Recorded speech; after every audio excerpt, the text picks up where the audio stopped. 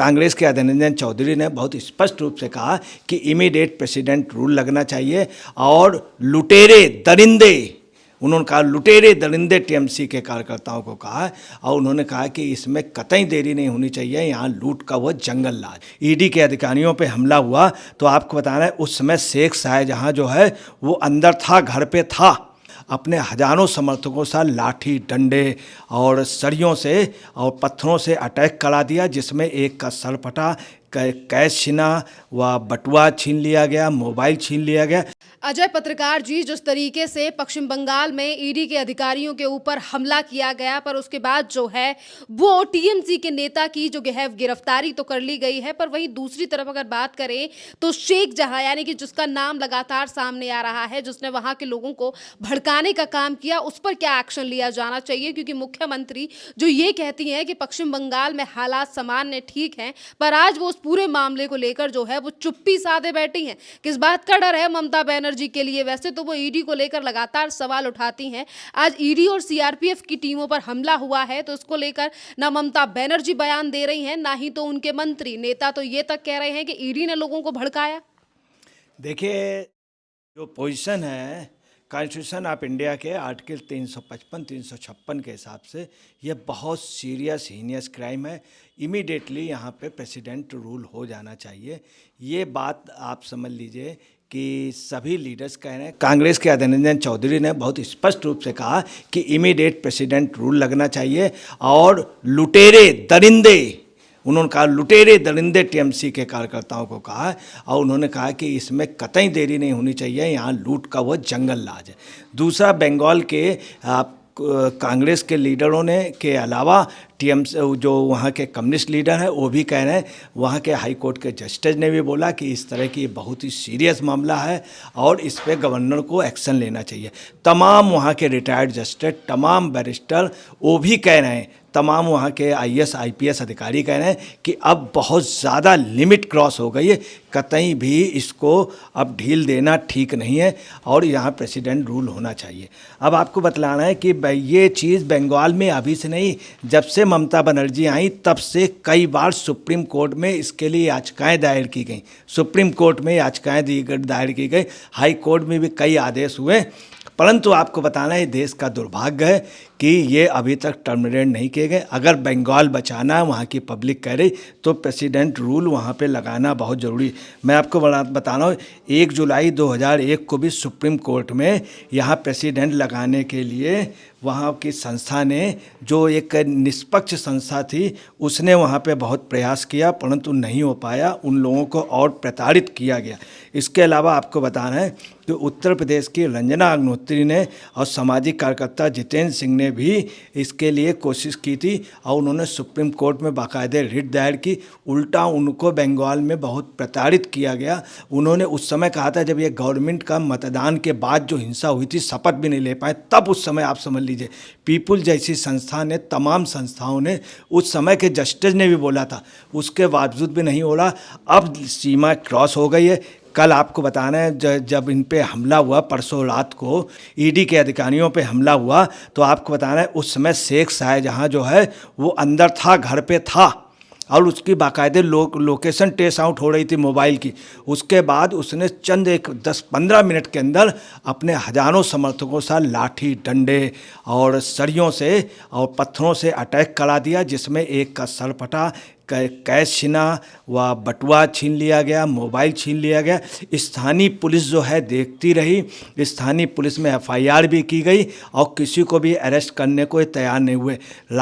बीती रात को आध्या के घर पर, आध्या के ससुर के घर से आध्या को अरेस्ट किया गया। जब अरेस्ट किया गया तब भी उनके काफ़ी तादाद में लोग आ गए थे, बोगांव नगर पालिका से उनको अरेस्ट किया गया। इसके अलावा आपको बताना है कि बाकायदे जब अरेस्ट किया गया तो वहाँ की पब्लिक थी, उस समय भी हमला करने को, मगर इतनी क्विक उस पे हुआ और अधिकारी तुरंत ही लेकर के उनको निकल गए। सवाल ये भी उठता है कि बात बात पर सोशल मीडिया से लेकर प्रेस कॉन्फ्रेंस करने वाली मुख्यमंत्री ममता बनर्जी आज इस पूरे मामले को लेकर चुप है। जहां एक नेता की गिरफ्तारी हो चुकी है, ईडी ने ये खुलासा भी किया है कि किस तरीके से 800 से 1000 लोग जो हैं वो ईडी के अधिकारियों के ऊपर निहत्थे हाथ नहीं आए थे कि वो सिर्फ घायल कर रहे आए थे, बल्कि जान से मारने की साजिश पूरी तरीके से रची गई थी। फिर भी मुख्यमंत्री कुछ कुछ बयान नहीं दे रही हैं, गिरफ्तारी के बावजूद भी, खुलासे होने के बावजूद भी, इस पूरे मामले में जो राशन घोटाला हुआ है?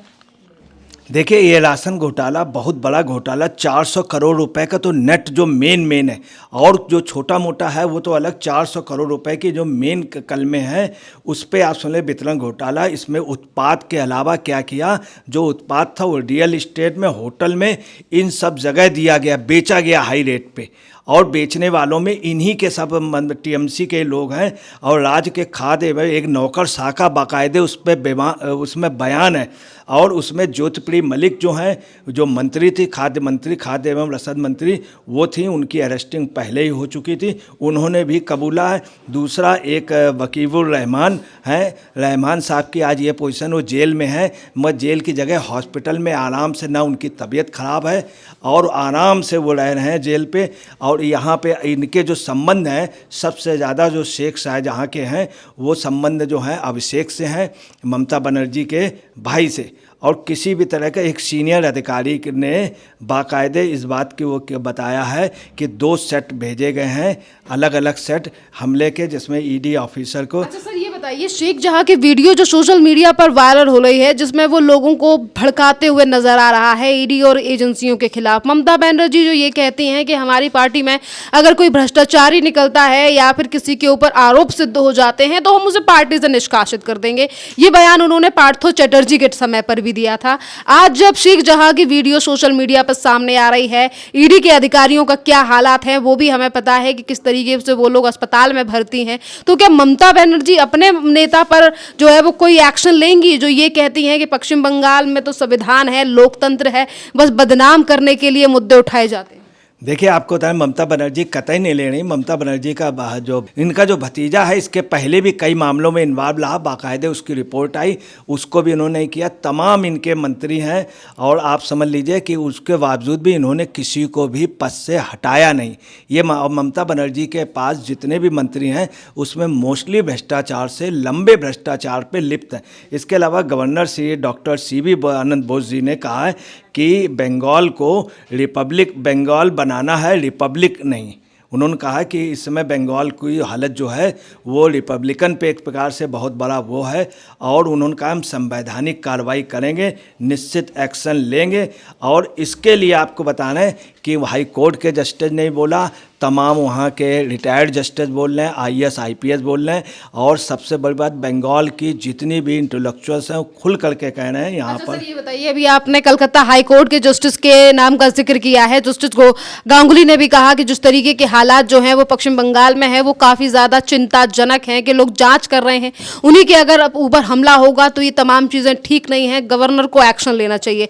ममता बनर्जी की चुप्पी और एक तरफ विपक्ष की चुप्पी, क्या ये तमाम चुप्पी जो है, क्या ये पश्चिम बंगाल को NIA की जांच एक तरफ होने की बात की जा रही है, वहीं राष्ट्रपति शासन की अगर मांग उठ रही है, तो क्या ममता बनर्जी की ये चुप्पी, जिस तरीके से वो लगातार ये कोशिश कर रही हैं कि वो अपने नेता या फिर पश्चिम बंगाल को इस तरीके से स्थिति से बचा सकती हैं, तो क्या प्रावधान है राष्ट्रपति शासन लगाने के, जिसका जिक्र बीजेपी भी कर रही है, जनता भी कर रही है, और जस्टिस ने भी कहा है कि कोई ना कोई एक्शन तो गवर्नर को लेना चाहिए?